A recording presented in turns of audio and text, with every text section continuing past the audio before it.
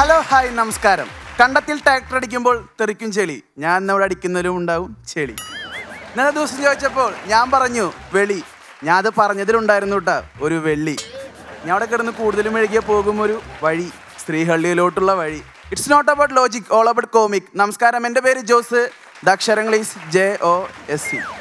രമേശേട്ടാ, നമുക്ക് എല്ലാവർക്കും ഓരോ ദുശീലങ്ങളൊക്കെ ഉണ്ടായിരിക്കും. ഇപ്പം മലയാളിയുടെ പ്രധാന ദുശീലം എന്ന് പറയുന്നത് നമ്മുടെ വീട്ടിൽ വന്ന പനി അപ്പുറത്തോൻ്റെ വീട്ടിൽ വന്ന അത് കൊറോണയാണ്. അമ്മ അതിലൊരു ദുശീലത്തെ പറ്റി പറഞ്ഞാണ് ഞാൻ അവിടെ വന്നിരിക്കുന്നത്. ആ ദുശീലത്തിൻ്റെ പേരാണ് ദിക്ലിജ്ഞൻ.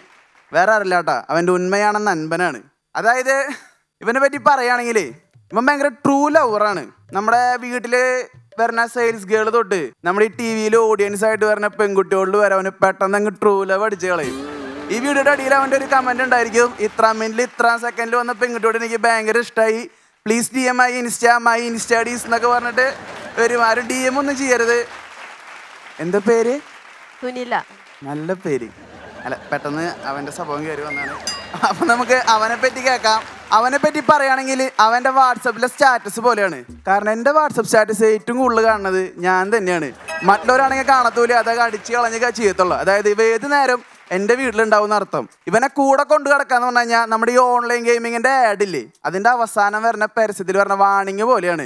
നിങ്ങൾ ഈ ഗെയിമൊക്കെ കളിച്ചോ, നിങ്ങൾക്ക് നല്ല ലാഭമൊക്കെ ഉണ്ടായിരിക്കും. പക്ഷെ നിങ്ങൾ നിങ്ങളുടെ സ്വന്തം റിസ്കിൽ വേണം കളിക്കാൻ, അല്ലെങ്കിൽ നിങ്ങൾക്ക് ഒരുപാട് ധനനഷ്ടവും മാനഹാനിയൊക്കെ ഉണ്ടായിരിക്കും. അതിന് ഞങ്ങൾ ഉത്തരവാദികളല്ല. അത് റിസ്ക് അവനെ കൊണ്ടുകൊടുക്കാന്ന് പറഞ്ഞു കഴിഞ്ഞാൽ ഇവൻ്റെ ചെലവിനെ പറ്റി പറയുകയാണെങ്കിൽ ഇവന് കൊണ്ടുകൊടുക്കുമ്പോൾ യൂട്യൂബിൽ അനാവശ്യമായിട്ട് കയറി വരുന്ന ആഡിനെ പോലെയാണ്. നമ്മൾ 240p വീഡിയോ കണ്ട് MB ഒക്കെ അഡ്ജസ്റ്റ് ചെയ്ത് നിൽക്കുമ്പോഴായിരിക്കും ഒരു കാര്യമില്ലാണ്ട് അനാവശ്യമായിട്ട് 1080p ആഡൊക്കെ വലിഞ്ഞ് കയറി വരുന്നത് ഇവനെ പോലെ. അതാണെങ്കിൽ സ്കിപ്പ് അടിച്ച് കളയാനും പറ്റില്ല, എന്നുവെച്ചാൽ ഇവനെ മാറ്റി നിർത്താൻ പറ്റില്ല എന്നർത്ഥം. He's my blood but all time he's ഊറ്റിങ് മൈ ബ്ലഡ്.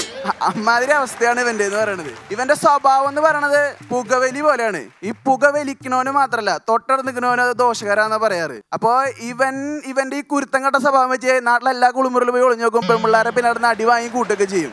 പക്ഷെ നാട്ടുകാർ പറഞ്ഞെന്താ, വാ ജോസിന്റെ ഒപ്പല്ല നടക്കണേ, വാ ജോസിന്റെ ഒപ്പല്ല. പാട്ടൊക്കെ പിന്നെ പാടാമെങ്കിൽ കുറച്ചുകൂടി കുറ്റങ്ങൾ പറയണ്ടാണ്. ഇവന്റെ നോയ്സ് എന്ന് പറയുന്നത് നമ്മുടെ നടയിലകത്ത് ഇരുന്നിട്ട് TV-യിൽ ഒരു ഇൻവെസ്റ്റിഗേഷൻ ത്രില്ലർ സിനിമ ഇരുന്ന് ഇങ്ങനെ കാണുമായിരിക്കും. അപ്പൊ അതിന്റെ ക്ലൈമാക്സിൽ നായകൻ വന്നിട്ട് ഇവനാണ് വില്ലെന്ന് പറയാൻ വേണ്ടി ചുണ്ടനക്കണം. അതേ സമയത്ത് അമ്മ അടുക്കളയിൽ മിക്സി ഓണാക്കും. അതിന്റെ ഒരു സൗണ്ടില്ലേ പറഞ്ഞിട്ട് അമ്മാതിരി നോയ്സ് ആണ് ഇവന്റെ എന്ന് പറയുന്നത്. നമ്മളിങ്ങനെ സംസാരിക്കുന്ന ഇടയിൽ ഇപ്പം വന്ന ഇടയിൽ തൊള്ള പൊളിച്ച് കഴിഞ്ഞാൽ എൻ്റെ പൊന്നു സാറേ പിന്നെ ചുറ്റുള്ളൊന്നും കേൾക്കാൻ പറ്റില്ല. അമ്മാതിരി നോയ്സ് ആണ് ഇവന്റെ എന്ന് പറയുന്നത്. പിന്നെ ഇവന്റെ ഓർമ്മേനെ പറ്റി പറയുകയാണെങ്കിൽ അത് പറയേണ്ട കാര്യം അതവനില്ല. ഇവന്റെ ഓർമ്മ ശക്തി അരനേട്ടനാണ് ഏറ്റവും കൂടുതൽ ഓർമ്മയില്ലായ്മ എന്ന് പറയുന്നത്. പക്ഷെ അരനേട്ടന് ഇവനും കൂടി ഒരു മത്സരം വെച്ച് കഴിഞ്ഞാൽ അരനേട്ടൻ അട്ടപ്പട്ടെല്ലാം പൊട്ടിപ്പോ. അമ്മാതിരി ഓർമ്മയില്ലായ്മയാണ് ഇവന്. ഒരു ഉദാഹരണം പറയുകയാണെങ്കിൽ ഇവന്റെ 50 രൂപയുടെ ഓട്ടോ വീണ ഒരു കാലിപ്പേഴ്സ് ഉണ്ട്. അത് എവിടെയോ കളഞ്ഞു പോയി. അത് കിട്ടാൻ വേണ്ടിയിട്ട് ഇവൻ പള്ളിയിൽ പോയിട്ട് പ്രാർത്ഥിക്കാൻ തീരുമാനിച്ച്. അതിനവൻ പള്ളിയിൽ പോയി മുട്ടുകുത്തി കരഞ്ഞ് പ്രാർത്ഥിച്ചിട്ട് ഒരു 50 പൈസ നേർച്ചിട്ട് അവിടെ കോടീശ്വരൻ ട്ടാ. എന്നിട്ട് അത് കഴിഞ്ഞിട്ട് അവൻ തിരിച്ച് വീട്ടിലെത്തിയപ്പോൾ അവൻ ആ നഗ്നശക്തി മനസ്സിലാക്കിയത് അവന്റെ കാലുകൾ നഗ്നമായിരുന്നു എന്ന്. അതായത് അവൻ 500 അവന്റെ ചെരുപ്പടം മറന്നു വെച്ചിട്ടാണ് അവൻ ഇങ്ങോട്ട് പോകുന്നത്. അതെടുക്കാൻ വേണ്ടി അവൻ തിരിച്ച് ബൈക്കുമ്മ കീ മറന്നു വെച്ചിട്ട് അവൻ ചെരുപ്പ് എടുക്കാൻ പോയപ്പോ ആ ചെരുപ്പാരോ അടിച്ചോണ്ട് പോയിട്ടുണ്ടായിരുന്നു. മലയാളി പൊളിയല്ലേ. അതിന്റെ വിഷമത്തിൽ അവൻ തിരിച്ച് വീട്ടിലെത്തിയപ്പോഴാണ് മറ്റൊരു സത്യത്വം മനസ്സിലാക്കിയത്, അവന്റെ ബൈക്ക് അവ എടുത്തിട്ടുണ്ടായിരുന്നില്ല എന്ന്. അങ്ങനെ തിരിച്ചു വന്നപ്പോൾ ആ ബൈക്ക് ആരടിച്ചോണ്ട് പോയി. അങ്ങനെ വീണ്ടും മലയാളി പൊളിയാണെന്ന് തെളിയിച്ചു. അങ്ങനെ 50 പൈസക്ക് വേണ്ടിയിട്ട് അവൻ നഷ്ടപ്പെടുത്തിയത് 10,000-ങ്ങളായിരുന്നു. അപ്പൊ നിങ്ങളൊക്കെ വിചാരിക്കും ഒരു വലിയ മറിയുള്ള ചെക്കനാടാ, ചെറുത്. കല്യാണം കഴിഞ്ഞ ആദ്യരാത്രി റൂമിൽ ചെന്നപ്പോ മോടി പറഞ്ഞ ഏതൊരു പെണ്ണെന്റെ വീട്ടിലിരിക്കണമെന്ന് പറഞ്ഞ നിലവിളിച്ചവനാണ് സ്വന്തം ഭാര്യനെ കണ്ടിട്ട്. നാട്ടുകാരെ ഓടി വരണേ ദിക്ലിജ്ഞന് ഭ്രാന്തായേ, നാട്ടുകാരെ ഓടി വരണേ ദിക്ലിജ്ഞന് ഭ്രാന്തായേ. എന്തൊക്കെ പറഞ്ഞാലും ചെക്കെന്ന് പറഞ്ഞ ഫ്ലവർ അല്ല, ഫയറാണ്. പക്ഷെ ആ ഫയർ അവൻ ബാത്റൂം പോകുമ്പോൾ അവൻ്റെ അരയിലായിരിക്കുന്നു മാത്രമേ. While that time his mind voice താഴത്തില്ലടാ.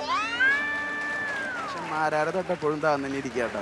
ഇപ്പം ഭയങ്കര സിനിമാ പ്രേമിയാണ്. അതായത് മിന്നൽ മുരളി സിനിമ കാണാൻ വേണ്ടിയിട്ട് തിയേറ്റർ ടിക്കറ്റ് ബുക്ക് ചെയ്യാൻ പോയവനാ.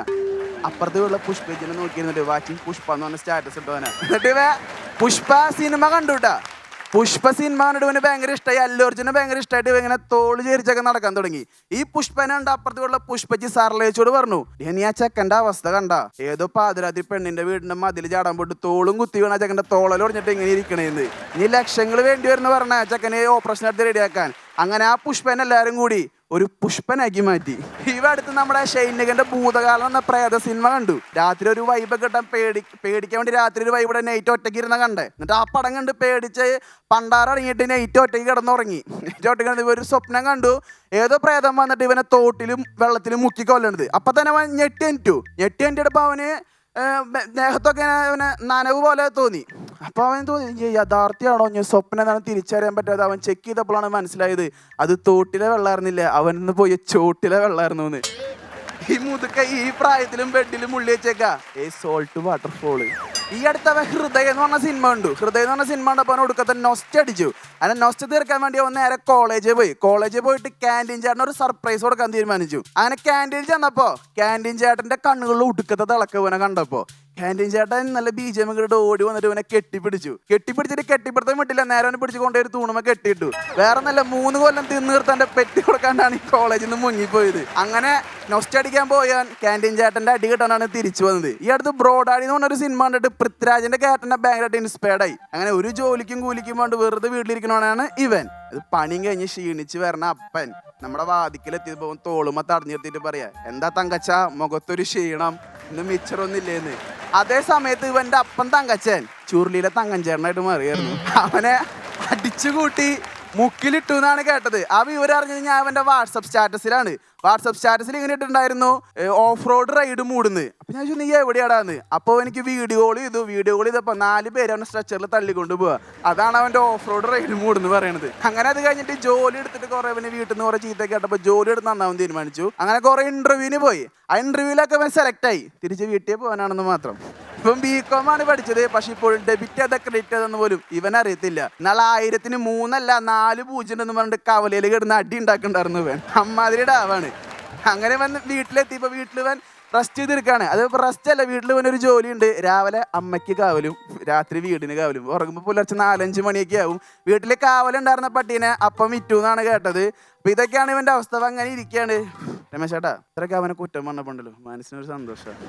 നമ്മൾ ഈ തൃശ്ശൂർ പൂരത്തിന്റെ ഇടയിൽ ഇങ്ങനെ തിക്കും തിരക്കിൽ നിന്നിട്ടുണ്ടല്ലോ, അത് കഴിഞ്ഞ് നമ്മൾ പുറത്തിറങ്ങിയിട്ട് നമ്മളിങ്ങനെ ഒരു നല്ല തണുത്ത നാരങ്ങോളം കുടിക്കുമ്പോൾ കിട്ടുന്നൊരു കുളിരില്. ഞാൻ രമേശേട്ടന് പറഞ്ഞ കാര്യമില്ല, രമേശേട്ടൻ ധർമ്മചേട്ടനെ പറഞ്ഞെടുക്കുമ്പോൾ അതേ സുഖം തന്നെയാണ് എനിക്ക് ഇപ്പോഴും ഇവിടെ കിട്ടുന്നത്. എന്തൊക്കെ പറഞ്ഞാലും രമേശേട്ടനും ധർമ്മചേട്ടനും പോലെ ആളും അവനും എൻ്റെ ബെസ്റ്റ് ഫ്രണ്ട് തന്നെയാണ്. വേറെ ഒന്നല്ല, സൂര്യ ഉദിക്കുമ്പോൾ നേരം വെളുക്കാത്തോടത്തോളം കാലം, കാക്കകൾ മലർന്ന് പറക്കാത്തോടത്തോളം കാലം, മഴ പെയ്യുമ്പോൾ വെള്ളം വീഴാത്തോടത്തോളം കാലം അവൻ്റെ ബെസ്റ്റ് ഫ്രണ്ട് തന്നെയായിരിക്കും.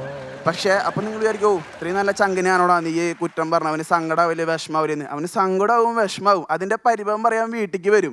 അവൻ്റെ മറവി അനുസരിച്ച് പരിഭവം പറയാൻ വീട്ടിലേക്ക് വന്ന് അമ്മ ഉണ്ടാക്കിയ പെരിപ്പറി കഴിച്ച് അവൻ തിരിച്ചു പോകും. അമ്മാതിരി മറവിയാണിത്. പക്ഷെ നിങ്ങൾ ഡോണ്ട് ഫോർഗെറ്റ് ചെയ്യാത്ത ഒരു കാര്യമുണ്ട്. ഹിസ് നെയിം ഇസ് ദിക്ലിജൻ, call him Appu, my name is Jose. നിങ്ങളെല്ലാവരും സ്മൈൽ ഡൂയിക്കാൻ വന്ന ഒരേ ഒരു ബോസ്. Signing off.